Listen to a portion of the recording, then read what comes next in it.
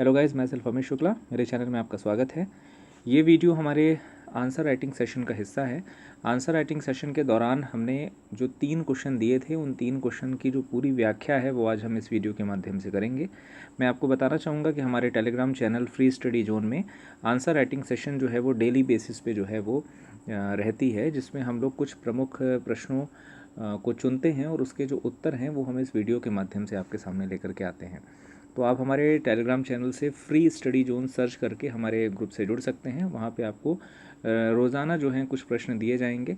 कुछ 3 मार्कर के रहते हैं, कुछ 6 मार्कर वाले रहते हैं। उसमें आपका जो भी लेखन कौशल है उसमें सुधारने का भी हमारा पूरा प्रयास रहता है। तो आज ही हमारे टेलीग्राम चैनल को सर्च करें और उससे जुड़ें। स्टार्ट करते हैं पूरे सीरीज़ को। पहला प्रश्न है जो हमने दिया था, वो प्रश्न है सब्सिडी और उसके औचित्य पर प्रकाश डालिए। मध्य प्रदेश लोक सेवा आयोग का जो तीसरा पेपर है उसका ये प्रश्न है। सब्सिडी एक अच्छा खासा टॉपिक है जिसमें कई प्रश्न जो हैं इसके पहले देखने को मिले हैं। ये संभावित प्रश्न लगा इसलिए हमने इस प्रश्न को चुना है। सब्सिडी और उसके औचित्य पे प्रकाश डालने की बात हो रही है। मतलब सबसे पहले वो जानना चाह रहा है कि सब्सिडी क्या होती है, फिर वो ये जानना चाह रहा है कि उसका वर्तमान में क्या उसकी प्रासंगिकता है, उसका क्या औचित्य है। तो सबसे पहले हम बताएंगे कि सब्सिडी क्या होती है। सब्सिडी एक आर्थिक लाभ होता है जो सरकार द्वारा सामाजिक समानता और जन कल्याण के उद्देश्य से लोगों को प्रदान किया जाता है। तो आप समझ गए कि सब्सिडी क्या होता है। एक आर्थिक लाभ होता है। सरकार इस तरीके के लाभ इसलिए देती है क्योंकि समाज में समानता बनी रहे और जन कल्याण की भावना जो है उसको भी प्रोत्साहन मिलता रहे। अब अगर हम इसके औचित्य की बात करें तो आप ये समझ सकते हैं, आमतौर पे आप देखते भी हैं कि जैसे गैस सब्सिडी जो है वो दी जाती है। शिक्षा में भी आजकल सब्सिडी जो है बड़े तेज़ी से सरकार जो है वो दे रही है। अलग अलग चीज़ों पे सब्सिडी देती है। जैसे सौर से संबंधित चीज़ें अगर आप लेते हैं, सोलर संबंधित सोलर पंप अगर आप लेते हैं तो उनमें भी सरकार आपको सब्सिडी देती है। कृषि सब्सिडी तो प्रमुख रहा है हमारे 1950 से लेकर के आज तक जो है सरकार कृषि में सब्सिडी देती रही है। तो ऐसे करके बहुत सारी सब्सिडियां जो हैं वो हमारे क्षेत्र में पूरी अर्थव्यवस्था में देखने को मिलती हैं। तो आप ये समझ सकते हैं कि आज वर्तमान में अगर हम सब्सिडी की बात करें तो देश के उत्पादन में भी वृद्धि होगी।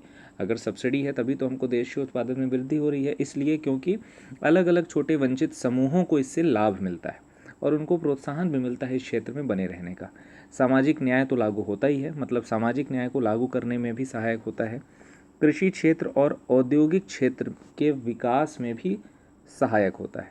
गरीब व पिछड़े लोगों को मूलभूत आवश्यकताओं की पूर्ति के लिए भी सब्सिडी का सहारा लिया जाता है। वंचित वर्गों के जीवन स्तर में सुधार भी जो है वो सब्सिडी करता है, क्योंकि उनको जब सरकार लाभ देगी, उनका आर्थिक पोषण होगा तो कहीं ना कहीं उनका जीवन स्तर सुधरेगा।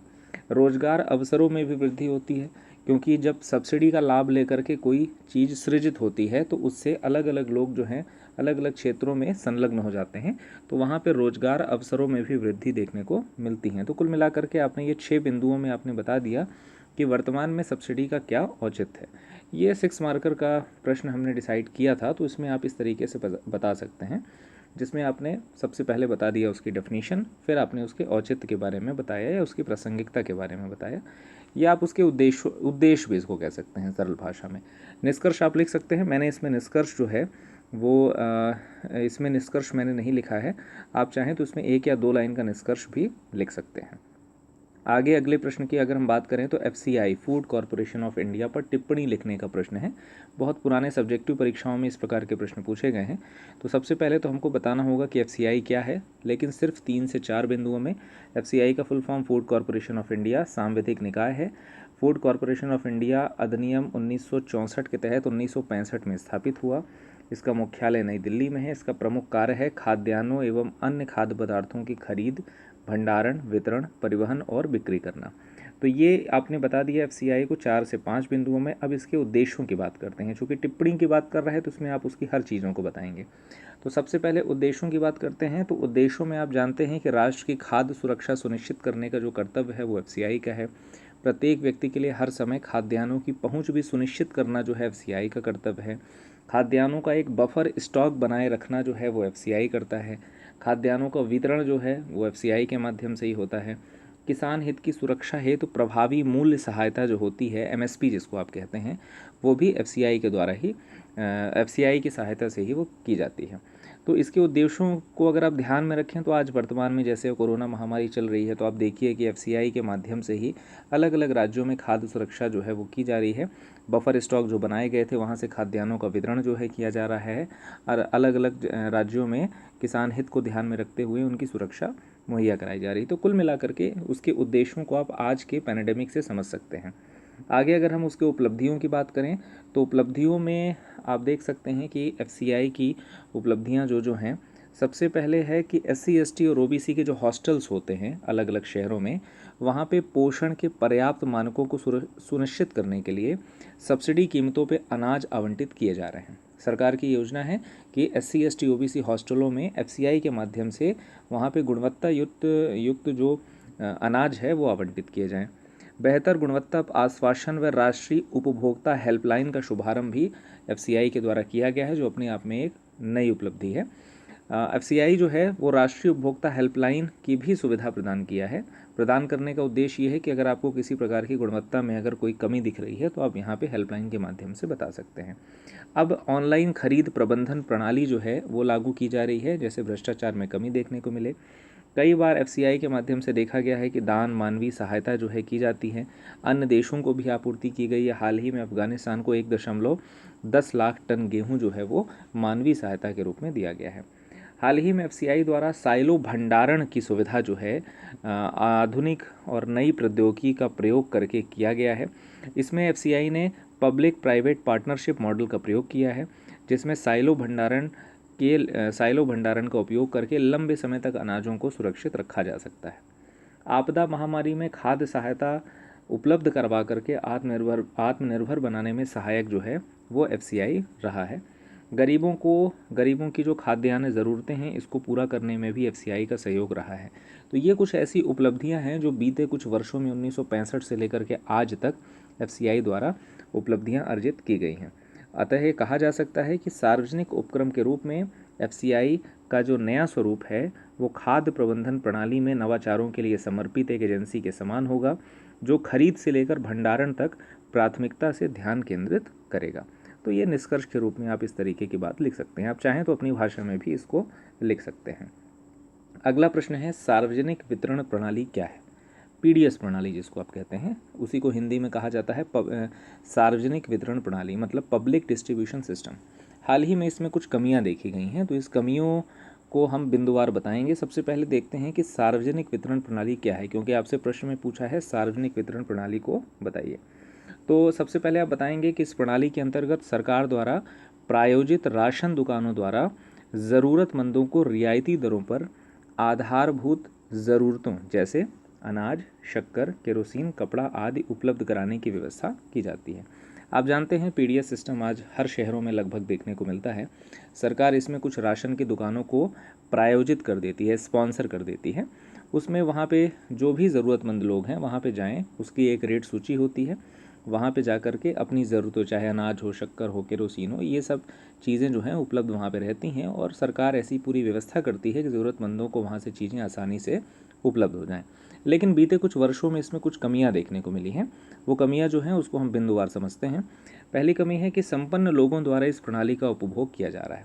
लंबे समय से आप देखते हैं कि BPL प्रणाली जो है वो धीरे धीरे APL की ओर झुकती हुई दिखती है, क्योंकि ग्रामीण क्षेत्रों की बात करें चाहे शहरी क्षेत्रों की बात करें तो बहुत सारे ऐसे लोग हैं जो BPL कार्ड अपना बनवा करके रखे हैं, और वो आते हैं संपन्न श्रेणी से, मतलब कुछ संपन्न लोग हैं जिनको उसकी आवश्यकता नहीं है लेकिन फिर भी उस सुविधा का लाभ वो ले रहे हैं। तो एक तरह से पहला कमी जो है वो यही है कि संपन्न लोगों द्वारा भी इस प्रणाली का उपयोग किया जा रहा है। दूसरा, राशन कार्ड जो अभी मैंने चर्चा की कि राशन कार्ड मात्र उन लोगों को ही दिए जाते हैं जिनके पास उपयुक्त पता होता है, मतलब एक निश्चित पता होना चाहिए, उन्हीं को राशन कार्ड आवंटित होंगे, ऐसी सरकार का नियमावली में लिखा है। लेकिन भारत में आप जानते हैं कि अनेक ऐसे गरीब हैं जिनके पास उनका स्थायी पता नहीं है, वो आवासहीन हैं। तो ऐसे में उनका राशन कार्ड जो है वो किस आधार पर बनाया जाए, इसके लिए ये बड़ा एक क्वेश्चन मार्क है। हालांकि सरकार ने आधार की व्यवस्था करके कुछ सरलीकरण का प्रयास किया है, लेकिन अभी तक इसमें कोई निश्चित सही विकल्प जो है वो निकल करके नहीं आया है। राशन दुकान संचालक मनमाने तरीके से खाद्यान्न वितरण करते हैं, उन पर किसी भी प्रकार का उचित नियंत्रण नहीं रहता है, इसीलिए उन पे नियंत्रण की कमी भी जो है वो पीडीएस की कमियों के अंतर्गत देखने को मिलती है। अगले अगर कमी की बात करें तो राशन की गुणवत्ता भी खराब होती है और खाद्यान्न जो है खुले बाजार में बेचा जाता है। ग्रामीण व आदिवासी इलाकों में पीडीएस जो प्रणाली जो है वो अत्यंत कमज़ोर देखने को मिली है। कई क्षेत्रों में उचित मूल्य की दुकानें हैं ही नहीं, और अगर हैं भी तो खाद्यान्न की उपलब्धता वहाँ समय से नहीं हो पाती। खाद्यान्नों के रिसाव की समस्या है। हालांकि अभी वर्तमान में साइलो बैग्स का उपयोग किया जा रहा है कि रिसाव की समस्या कम हो जाए, लेकिन बड़े पैमाने पर इसका उपयोग अभी नहीं हुआ है। कुछ चुनिंदा शहरों पे ही प्रयोगात्मक रूप से इसका उपयोग किया गया है। तो खाद्यान्न के रिसाव की समस्या जो है बड़े व्यापक स्तर पर देखने को मिली है। कुछ रिपोर्टें आई हैं जिसमें यह कहा गया है कि लगभग 20 से 30% अनाज जो है रिसाव के कारण खराब हो जाता है। क्षेत्रीय असमानताएं भी जो हैं वो पीडीएस की कमियों के अंतर्गत देखने को मिलती हैं। दक्षिण में आप देखिए ज़्यादा लोकप्रिय है पीडीएस सिस्टम, उत्तर भारत में उतना लोकप्रिय नहीं रहा है। तो इस प्रकार से या कुछ क्षेत्र विशेष में ज़्यादा लोकप्रिय हो जाता है और शहरी क्षेत्र या अन्य क्षेत्रों में उतना लोकप्रिय नहीं रहता। तो ये क्षेत्रीय असमानताएं जो हैं ये जगह जगह हमको देखने को मिलती हैं। तो इस प्रकार पीडीएस प्रणाली में अनेक कमियां सामने आई हैं, जिस कारण कई राज्यों ने इसे समाप्त कर डीबीटी डायरेक्ट बेनिफिट ट्रांसफ़र के माध्यम से लाभ सीधे हितग्राही तक पहुंचाने की व्यवस्था की है। हालांकि यह एक प्रयोगात्मक कदम है जिसके सफल होने पर ही आगे की रूपरेखा तय की जाएगी। निष्कर्ष आप चाहें तो अपने शब्दों में भी लिख सकते हैं। मैंने निष्कर्ष में ये बताना चाहा है कि ये जो कमियां हैं, चूँकि कमियां आपसे पूछा है प्रश्न में, इसलिए कमियों को आधार बना करके ही मैंने निष्कर्ष जो है वो फ्रेम किया है। वहाँ पे मैंने बताया है कि ये कमियां जो हैं वो देखने को मिली हैं। तो हाल ही में आपने देखा हरियाणा हो गए, पांडिचेरी हो गए, ऐसे कुछ राज्य या केंद्र शासित प्रदेश हैं जिन्होंने अपने यहाँ पीडीएस प्रणाली को रोक करके डीबीटी प्रणाली को सीधे हितग्राही के खाते में पैसे पहुँचाने का प्रबंध किया है या लाभ पहुँचाने का प्रबंध किया है। तो कुल मिलाकर के ऐसे ये प्रयोगात्मक एक कदम चल रहा है। अगर ये सफल हो पाता है तो आगे चल करके भारत सरकार जो है अन्य राज्यों में भी इस तरीके का प्रयोग जो है वो करने वाली है। तो ये आप चाहें तो अपने शब्दों में भी लिख सकते हैं। अगला प्रश्न है विधान परिषद पर संक्षिप्त टिप्पणी लिखिए। ये प्रश्न जो है ये 6 मार्कर में भी आ सकता है, 15 मार्कर में भी आ सकता है। मैंने टिप्पणी में बड़ा संक्षेप में बताने का प्रयास किया है। सबसे पहले देखते हैं विधान परिषद क्या होती है। भारतीय संविधान में राज्यों को राज्य की भौगोलिक स्थिति, जनसंख्या एवं अन्य पहलुओं को ध्यान में रखते हुए राज्य विधानमंडल के अंतर्गत उच्च सदन के रूप में विधान परिषद की स्थापना करने की अनुमति दी है। आप समझ गए होंगे, भारतीय संविधान ने राज्यों को बताया है कि आपके राज्य की अगर भौगोलिक स्थिति, जनसंख्या, अन्य पहलुओं में अगर किसी प्रकार का कोई व्यापकता है तो आप अपने यहाँ राज्य विधानमंडल के अंतर्गत ही उच्च सदन स्थापित कर सकते हैं, जिसको हम विधान परिषद के नाम से जानेंगे। अगर हम इसके संवैधानिक प्रावधानों की बात करें तो विधान परिषद के अगर संवैधानिक प्रावधान आप देखेंगे तो पहला तो यही है कि उच्च सदन के रूप में विधानमंडल का स्थायी अंग होता है। अनुच्छेद 169, 171(1), 171(2) विधान परिषद के गठन व संरचना से जुड़े प्रावधानों को बताता है। 169 में अगर हम बात करें तो विधान परिषद के उत्सादन और सृजन की बात की गई है। 171 की बात करें तो विधान परिषदों की संरचना बताई जाती है। इसमें वर्तमान में 6 राज्यों में विधान परिषद है, आंध्र प्रदेश, बिहार, कर्नाटक, महाराष्ट्र, तेलंगाना, उत्तर प्रदेश। विधानसभा के सुझावों पर विधान परिषद के निर्माण व समाप्ति के संदर्भ में अंतिम निर्णय का अधिकार जो है वो संसद के पास होता है। ध्यान रखिए, एक विधेयक जो है वो यहाँ से जाता है, दोनों सदनों में जब पास होगा राष्ट्रपति के हस्ताक्षर होंगे और फिर उसके बाद जो है विधान परिषद का सृजन जो होगा। तो चाहे निर्माण की बात हो चाहे समाप्ति की बात हो, अंतिम निर्णय का अधिकार जो है वो संसद के पास होता है। आगे अगर संरचना की अगर हम बात करें तो संरचना में अधिकतम जो है विधान परिषद में विधानसभा के 1/3 सदस्य होते हैं, न्यूनतम 40 सदस्य होते हैं। कार्यकाल की बात करें तो सदस्यों का कार्यकाल 6 वर्ष, जिसमें 1/3 सदस्य प्रति 2 वर्षों में सेवानिवृत्त हो जाते हैं। ध्यान रखिए, 1/3 सदस्य जो है वो कुल सदस्य संख्या की बात हो रही है। कुल सदस्य संख्या का 1/3 सदस्य जो है वो हर 2 वर्षों में सेवानिवृत्त हो जाएंगे। चुनाव की जो प्रणाली है, जैसे राज्यसभा में अप्रत्यक्ष रीति से चुनाव होता है, वैसे ही विधान परिषद में भी अप्रत्यक्ष रीति से चुनाव होता है।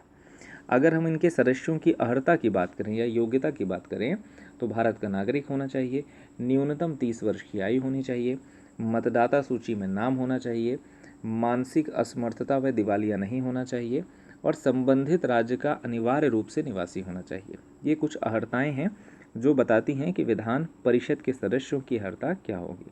अगर हम गठन की बात करें तो गठन में 1/3 सदस्य जो हैं वो आते हैं राज्य की नगर पालिका, जिला बोर्ड, स्थानीय संस्थाओं से।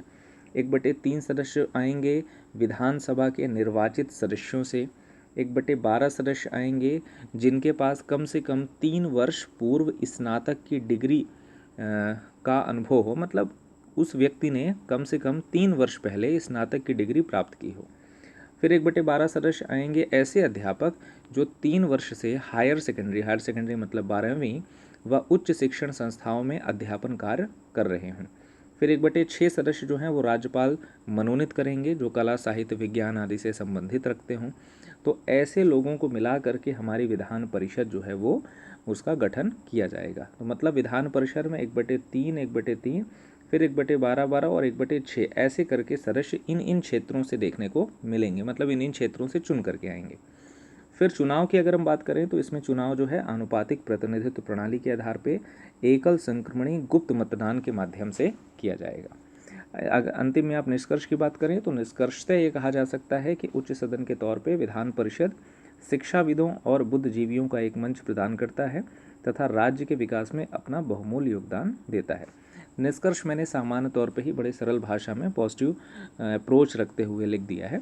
तो इसमें चूंकि टिप्पणी की बात किया था तो इसमें आप सकारात्मक निष्कर्ष लिखिए, इसलिए मैंने लिखा है कि उच्च सदन के तौर पे विधान परिषद जो है शिक्षाविदों और बुद्धिजीवियों को एक मंच प्रदान करता है और राज्य के विकास में अपना बहुमूल्य योगदान देता है।